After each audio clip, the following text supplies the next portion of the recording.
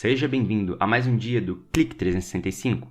Eu sou Alan Henrique e o Clique é um desafio onde eu trago todos os dias um clique, uma ideia, alguma coisa para nós podermos crescer todos os dias. E como hoje é o dia do filme, vamos falar sobre A Lista de Schindler. Bem, esse filme é comprido pra caramba, acho que tem 3 horas e meia, todo em preto e branco, muita gente não tem paciência para assistir esse filme. Vou resumir um pouquinho a história, bem resumidinho. Ele era um alemão que não concordava com o que era feito com os judeus, e ele, para evitar que alguns judeus fossem para o campo de concentração, ele comprava os judeus para trabalhar na fábrica dele. E muitos dos cargos que ele tinha, calcula-se que a fábrica dele trabalharia tranquilo com 200 pessoas.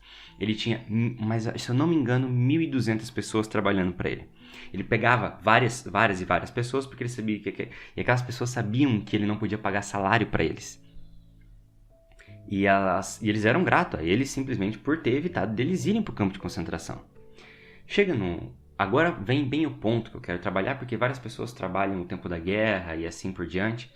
E a ideia que me fez tocar, que me tocou nesse filme, que ele é um símbolo para mim, para eu refletir sobre uma coisa da minha vida.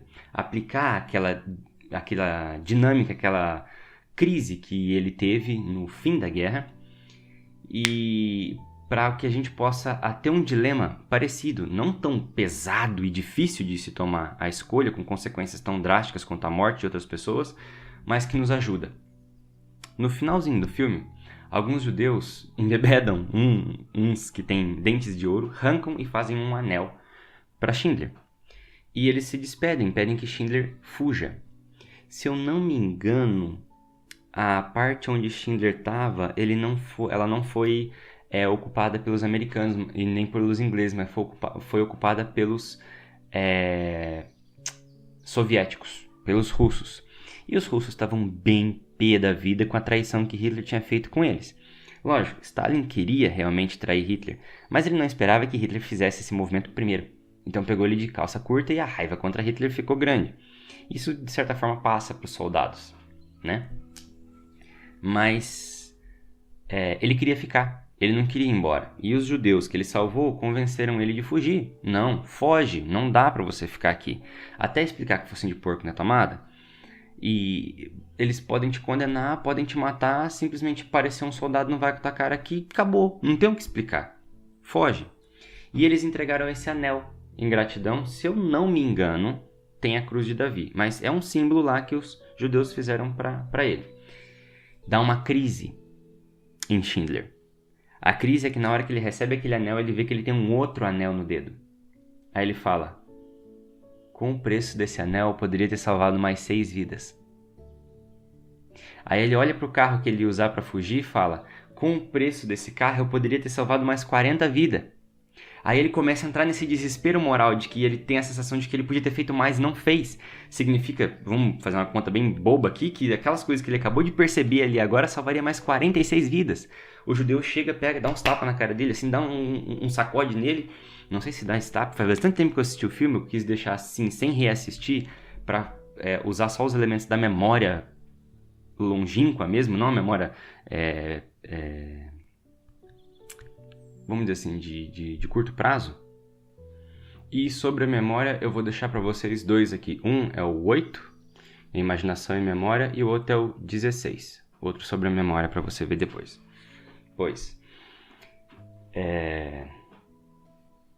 Schindler tinha que escolher, e aí aquele judeu que dá aquele acordadão nele fala assim: olha para isso daqui. Olha quantas pessoas você realmente salvou. Acho que foi em torno de 1.200. No final do filme mostra, e calcula-se que existem hoje em torno de 60 mil judeus descendentes diretos das pessoas que Schindler salvou. São 60 mil pessoas que foram salvas por causa 60 mil pessoas que foram salvas que nasceram por causa das pessoas que Schindler salvou. Então ele ainda estava olhando aquelas 40 pessoas que ele não conseguiu salvar, porque ele não teve a visão na época de usar aquele carro, aquelas coisas, mas ele fez mais do que muitos outros fizeram. Mas não estou falando que... O ponto é que a gente se foca demais em o que a gente não faz do que no que a gente conseguiu fazer. Mas esse problema, ele fez o seguinte: eu sou uma pessoa que gosta de estudar, mas eu gosto também de me divertir. E a minha diversão não se alinha com as coisas que eu gosto de estudar. Por exemplo, eu gosto de estudar sobre educação, sobre aprendizado, sobre psicologia, sobre esse tipo de coisa. E os meus passatempos não, agora que a grana é bem curta, né? Eu gosto de viajar, mas é um passatempo muito caro. Gosto de assistir mais filmes, séries, gosto de jogos de videogame.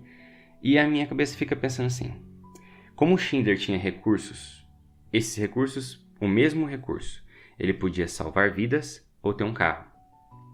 Eu sei que é muito mais pesado de fazer essa decisão, por isso que ele teve essa crise no final, quando ele precisou fugir, que a guerra tinha acabado e os alemães tinham perdido. Mas fica aquela coisa assim na minha cabeça. Eu ponho o meu tempo, ou seja, que é o meu recurso. Também tem um clique sobre isso. Tempo, o único recurso que a gente existe. É sobre recurso. Dá uma olhadinha aí que você acha, porque agora, se eu for encher esse vídeo aqui, vai ficar muito comprido. Clique sobre recurso, procura lá o que você acha. Na verdade, o único recurso que a gente tem é o tempo. Eu dedico meu tempo para fazer uma coisa máxima só sobre aprender, ou eu dedico meu tempo para fazer uma coisa máxima só me divertir? Eu percebo que eu não, entre fazer uma coisa máxima de se divertir e entre fazer uma coisa máxima de o estudo, eu preferiria fazer esse, mas o meu gosto ainda tá nesse. Percebe? Então eu quero fazer o máximo que eu puder aqui, mas se divertir. Se eu tiver aqui, fazer o máximo que eu puder, dando doses no estudo, com doses na diversão, eu aceito. Fazer o máximo só na diversão, com doses de estudo, eu não quero. Mas de fato é o que eu acabo fazendo, por causa que o desejo e a vontade ainda não se alinharam. E eu vou fazer um vídeo sobre desejo e vontade, se eu não me engano eu já devo ter feito, mas se eu não fiz eu vou fazer mais pra frente. O ponto é que às vezes a gente tem coisas que a gente quer escolher e a escolha fica difícil de ser realizada porque nós estamos olhando a situação de perto. E a gente pensa, qual é o legado que eu quero deixar? Qual dessas coisas que eu tô fazendo é o que, se eu olhar para trás e falar, eu fiz isso, eu vou me sentir melhor comigo mesmo? E esse tipo de coisa é uma coisa que, às vezes, essa pergunta é feita para nós quando nós somos adolescentes. E é um momento onde a gente não sabe responder. O que você quer fazer da vida? É um momento onde a gente não sabe fazer e, na verdade, a gente não foi preparado para saber responder essa pergunta. Não fizeram essa pergunta direito para nós. Porque nós estamos totalmente desestruturados. Não sabemos a diferença entre desejo e vontade. Eu acho que eu já falei isso sobre o Nikola Tesla, que ele falava sobre o desejo. O desejo é aquela pulsão que ela vai e vai, sobe e desce, sobe e desce. Vontade é aquela coisa que permanece. Desejo é uma coisa que, se você não está com desejo de fazer, você não faz. Vontade é que, se você não está com desejo de fazer, mesmo assim você faz. Essa é a definição mais curta que tem entre desejo e vontade. E a minha vontade está nos estudos, com desejo também, mas eu tenho desejo por parte um desejo muito forte por parte da diversão. Então, quanto do tempo que a gente pode dedicar para uma coisa ou para outra? Quanto do tempo a gente dedica para a família, ou para ganhar dinheiro, ou para se divertir? E essas coisas, como hoje em dia, elas estão mais fragmentadas ainda, porque poucas pessoas conseguem trabalhar com aquilo que se diverte. E se você tem um dilema desse, eu não tenho uma solução para o seu dilema, porque eu não tenho para o meu. A questão é, eu gostaria de abrir os olhos, porque saber que tem o problema já ajuda muito mais do que você estar sofrendo a consequência de um problema que você nem sabe que tem e, pior, não sabe nem explicar como aquele problema funciona. Existem coisas que a gente tem que escolher e que um anula o outro. E esse é um ponto que Schindler teve esse dilema no final da vida, ele teve essa revisão de consciência, e que às vezes a gente pode ter antes de começarmos a fazer as coisas. E uma dica que eu poderia dar é: começa a fazer as duas ao mesmo tempo, no mínimo, para você saber para onde ela vai começar. É melhor do que você excluir uma ou outra. E sobre essa questão de escolha também fiz um clique, mas se você procurar aí sobre escolha, você vai ver que você vai achar ele vai ser bem interessante, vai te ajudar nessa questão também.